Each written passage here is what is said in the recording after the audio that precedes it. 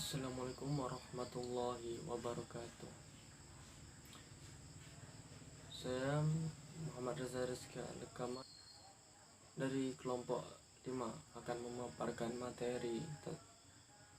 materi makalah tentang pembahasan tentang kata.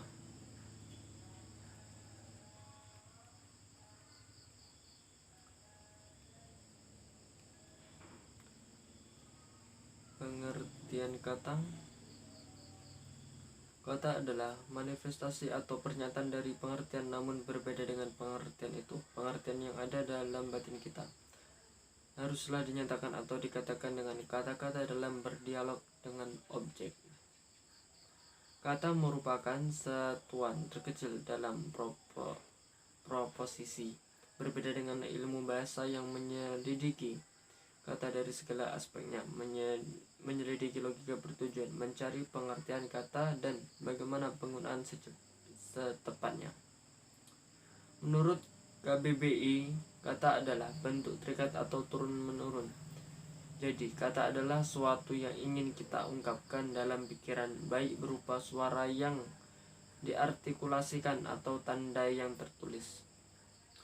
Dengan ini jelaslah kiranya bahwa objek logika di sini hanyalah bunyi-bunyi atau tanda-tanda yang berarti. Kata-kata yang merupakan tanda atau pernyataan pikiran atau sesuatu yang dinyatakan dengan pengertian. Oleh karena itu, kita perlu berhati-hati dalam memilih dan memilah kata-kata agar tidak terjadi kesalah penafsiran makna yang ditimbulkan dari kata-kata itu. Kita harus benar-benar menyadari bahwa setiap kata memiliki nilai rasa masing-masing. Hal ini sebagai pertanda bahwa kata memang merupakan alat atau tanda untuk mewujudkan konsep atau pengertian. Namun alat itu tidaklah sempurna. Sebenarnya kata sulit dipahami maknanya karena kita memang belum mewadahi konsep secara lengkap. Kata hanyalah lambang pikiran atau konsep yang terlepas satu sama lain. Kata inilah yang sebenarnya merupakan suatu terkecil dalam bahasa yang mampu mewadahi atau suatu konsep atau pengertian kalimat lengkap yang baik. Di dalamnya minimal mengandung dua unsur inti, yaitu subjek dan predikat. Kata-kata mempunyai beberapa pengertian, yaitu satu positif, negatif, dan privatif. Suatu kata yang mempunyai pengertian positif apabila mengandung penegasan adanya sesuatu seperti gemuk, adanya daging, kaya, adanya harta benda, pandai, adanya ilmu, terang, adanya sinar, dan sebagainya. Yang kedua, universal, partikular, singular, dan kolektif. Suatu kata mempunyai pengertian universal apabila ia mengikat keseluruhan bawahnya tanpa terkecuali, seperti rumah, kursi, hewan, tumbuhan, manusia, dan sebagainya. Suatu kata mempunyai arti partikular apabila ia mencakup banyak, namun ada batasan sebagian, seperti beberapa manusia, ada manusia, banyak manusia. Yang ketiga, konkret dan abstrak. Suatu kata mempunyai pengertian konkret apabila ia jelas eksistensinya atau wujudnya kelihatan, seperti buku, kursi, rumah, dan hiasan. Yang keempat, mutlak dan relatif. Mempunyai arti mutlak apabila ia langsung dapat dipahami tanpa tergantung dengan yang lain. Misal, gula manis, ampadu pahit, api panas, dan lain-lain. Yang kelima, bermakna dan tak bermakna. Bermakna adalah kata yang mempunyai konotasi dan denotasi. Tak bermakna adalah kata yang tidak mempunyai denotasi atau cangkupan.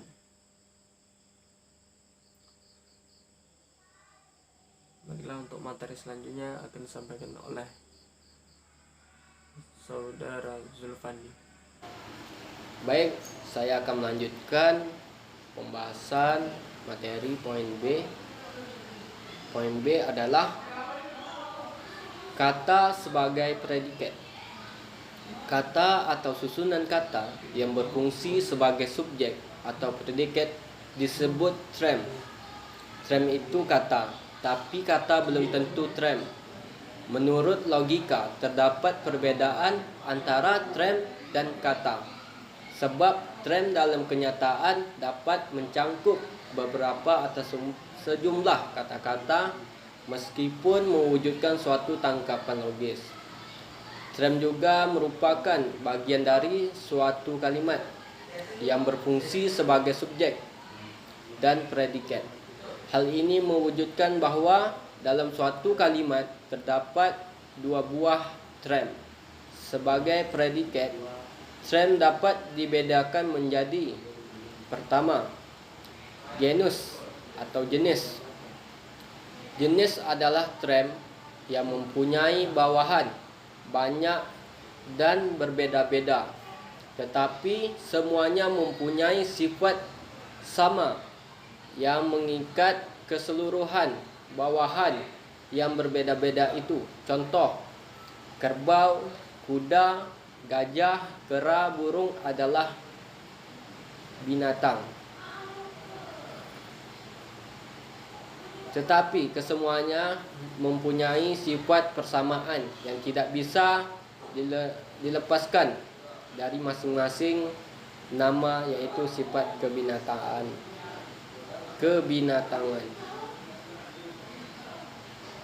Kedua, diferentia atau perbedaan. Trem yang membedakan satu hakikat dengan hakikat lain yang sama-sama terikat dalam satu jenis. Contoh, manusia adalah binatang yang berpikir.